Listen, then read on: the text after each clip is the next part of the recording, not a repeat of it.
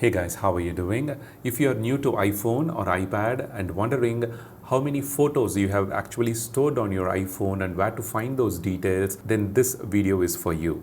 When you navigate inside the Photos app at the top left corner, the library label, below that you can see the total number of items. If you want to see how many photos you actually have, because the total number of items included all the photos, the screenshots, the videos, the slow-mo shots and other live photos that you have on your iPhone. But if you just want to split the photos and see how many photos you have on your iPhone and you want to transfer them to Google Drive or Google Photos app, to any other cloud storage service, or using the USB-C external hard drive or a pen drive, the video that I have recently published in our channel about guiding you how to transfer from your iPhone to external drive. I leave a link to that video in the description and in the first pinned comment. You can check that out if you like to know. And here at the top right corner, you can see the three lines. The first icon, tap here and then you need to tap on the filter.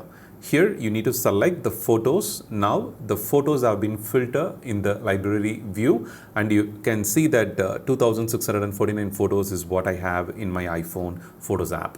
So if I want to check only the videos, then again I need to tap on the three lines, come back to the filter and then select the videos. By default, it adds the selection, so I need to deselect the photos, and now only the videos are the content, which is 515 videos totally I have stored on my iPhone.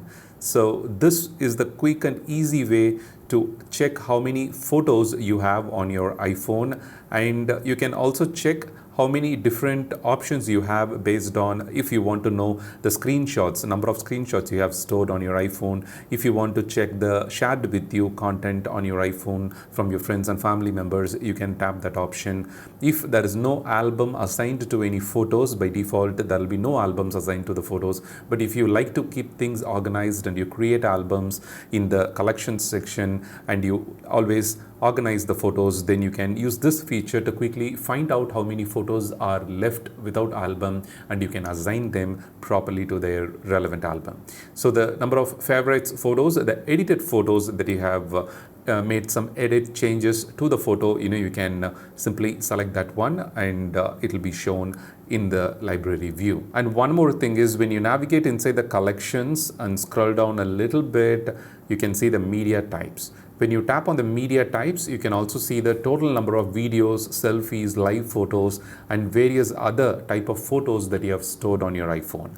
It doesn't include straight away the photos, but you can get a clear idea about the different types of photos stored on your iPhone. The portraits, the panorama shots that you have took, the burst mode photos, the cinematic shots that you have took, all these things, the raw photos and ProRes, everything can be previewed here. And when you tap that specific option, that number of photos will be visible here, so you can easily edit or you can select and do the transfer of these photos, either the raw photo or cinematic content. You can easily access it from the collections media types section. So this is how you can check how many photos you have on your iPhone and other details that you have on your iPhone and iPad.